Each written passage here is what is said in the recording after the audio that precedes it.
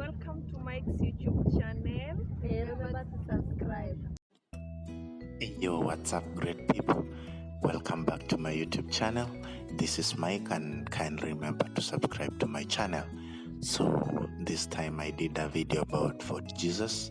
It's located in Africa, Mombasa, Kenya, and this time I'm along Digo Road and boarded public means. So I'll alight at the GPO in Mombasa Island so that I can branch on the left towards the route that heads to Fort Jesus, and that's just next to the poster. So I'm on that route, and that route heads to the old town, which is best known by the Fort Jesus, and it's also has a lot of banks. So when you are in Mombasa Island, you can get the banks along the Digo Road and on your way towards the old town.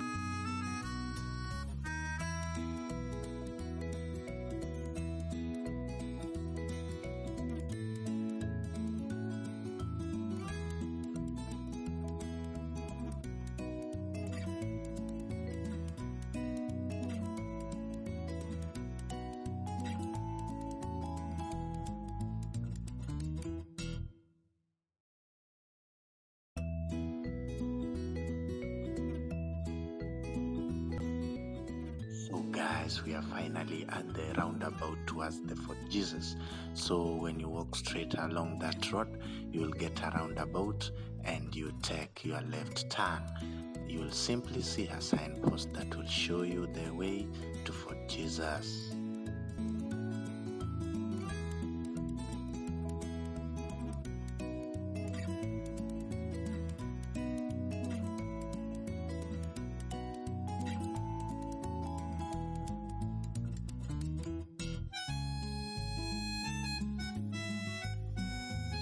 Yes, great people, I'm finally at the Fort Jesus. So this is the outside view. You can have a look, and along there is the entrance. So we are now headed into the Fort Jesus, as you can see on this post. So we'll be inside and I'll be showing you around. Stay tuned.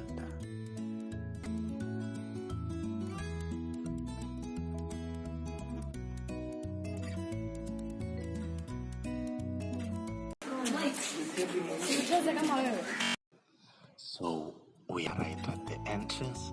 That's where you make your payment, and they charge around $2, and that's around 200 Kenyan shillings.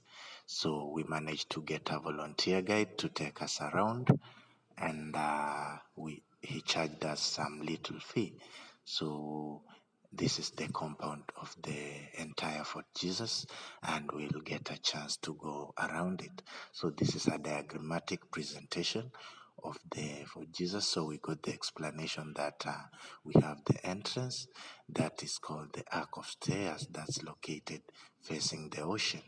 So we descended to the Arc of the Stairs. This was the way that was used by the slaves when they were being brought in. So when they were alighted from the boats which were used in the past, they were passed through this way. They were blindfolded, so they were secured so that they could not know where they were heading. So this is pure wool that is made of mud, as per the explanation of our guide. So it was meant to secure the place so that the slaves could not escape. So down here we have this cave. This cave was used to keep the slaves when they arrived. So it was used as storage for slaves before they were assigned their roles.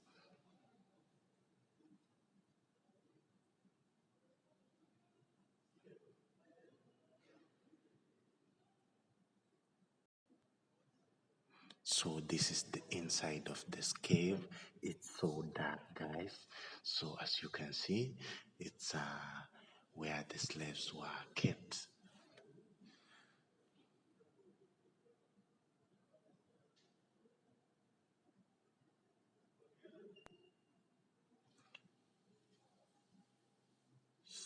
got out.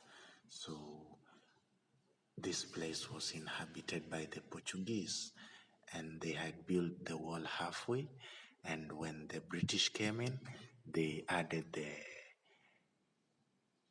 wall, so they built it much, and they raised it up, because when the Portuguese were there, it was a little bit short.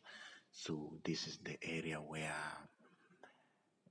it was a walkway, and this was part of the observation room. So as you can see, when you are inside, you can be able to look outside, and they used that place to view the area around.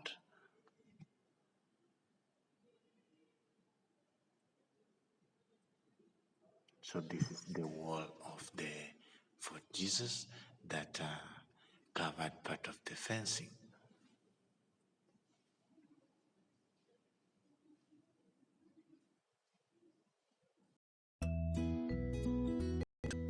Now we entered the museum. So at the Fort Jesus we have the museum where they keep the artifacts that were obtained from the residents of the coastal Mombasa, and the artifacts are dated back from the 9th to 10th century after death of Christ.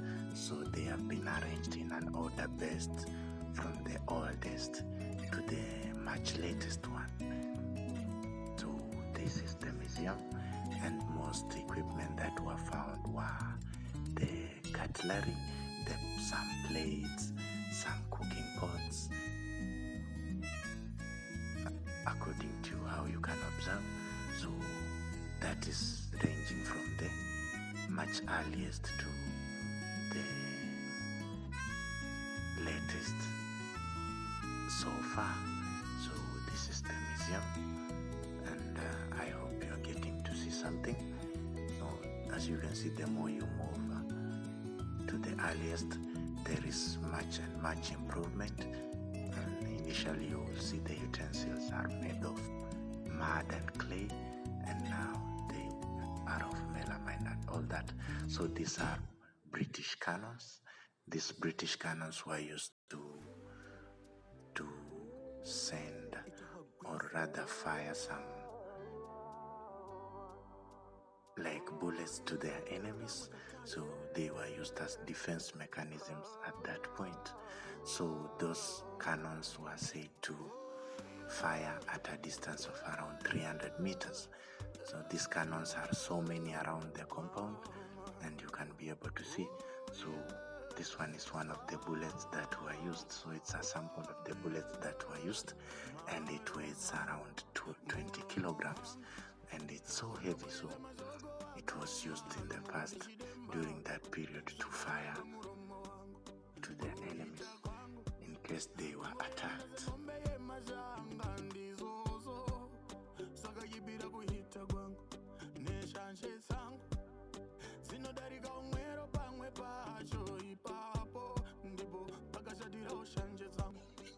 This is a well, and it was sunk by the Oman Arabs, and they used it as a source of water.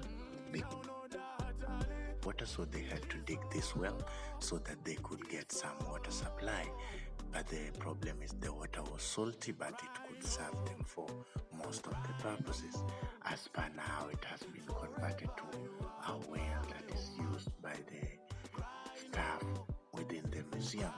So they have pumped water from there, but initially it was done by the slaves.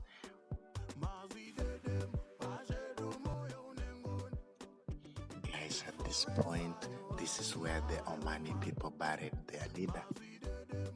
The skull that is there is just an illustration for the purpose of illustration, but he was buried around 2 meters much deeper, and this was the point where they used to stay, and this was their pit latrine. Guys, so long as their pee was outside, they were good. So their pit latrines were just built facing outside, and that is over there is the Arabic people. So that was their building. This one, the building of the Arabs. Those were the ones who came much later after the Portuguese, then the British. So we came across this. This is a skull. It's like the skeleton. This is a skeleton of a whale, and we were told that this actually not a big whale. This is a juvenile whale. So actually it means this the young one of a whale, and the whole of this is its skeleton. So you can imagine how the mature whale looks like. If this one is actually the juvenile one, this one really surprised us, and we were really shocked about that. So we actually came into conclusion that a mature whale is so big, because this juvenile one, as you can see, the head itself alone, the eyeball is equivalent to something like what will I say? It's so big, it's just equivalent to almost size of a 5-year-old kid. So guys, we went up. We decided to go up the building for the Arabs. This one was inhabited by the Arabs.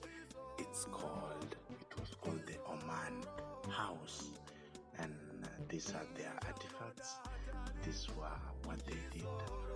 And this is a boat that was used by the Arabs, and it was controlled by the winds because it has some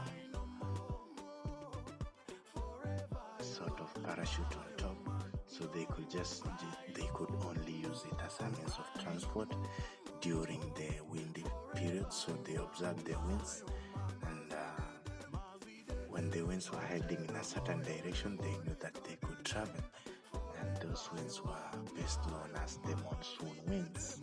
So this place has been refurbished, as you can see, but the artifacts are intact, well represented, the swords, the shotguns, and all the pictures and animations of all the leaders of the Arabs that were present at this place. And just to give you a clear picture, we have these dummies that have been well dressed, and it gives us a clear picture of how the Arabs used to stay at this particular point. And they were the recent people here, so their building was much more better and well improved as compared to that of the British and the Portuguese. So this is part of the rooms of that particular place.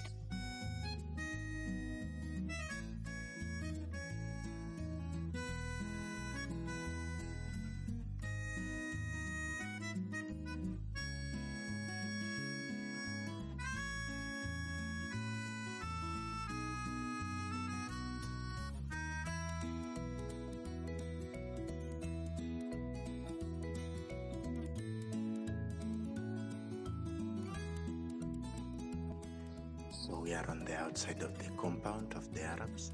These were their Arabic cannons, and they could fire a distance of 150 meters. And these were the weakest cannons amongst the groups. And this was their toilet.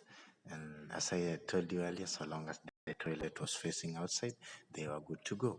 This was the rail mains. This was part of the locomotives that were used for rail transport, because at that point there were no vehicles, so they had small railways that they used to carry their products and ferry their leaders as well, and others of their people.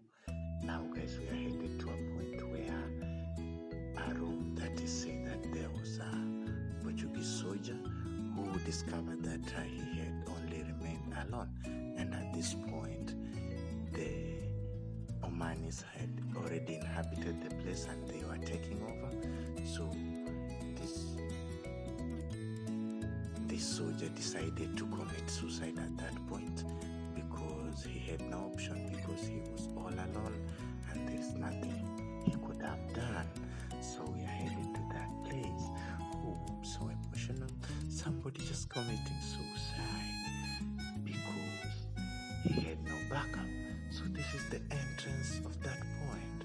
It is said that it was a storage gunpowder. In Kiswahili we call it baruti. So this gunpowder was used to power their guns. So we are at the point exactly where this Portuguese soldier committed suicide. Oh God, this is the place.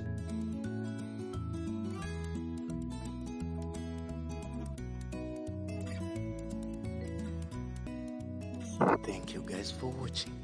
That was my tour at the Fort Jesus in Africa, Mombasa Island. Thank you so much, guys. Subscribe.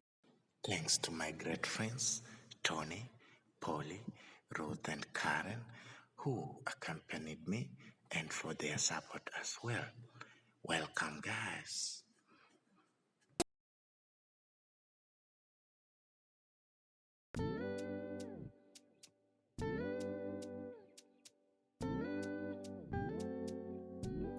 Ubudashibe itawa gwizi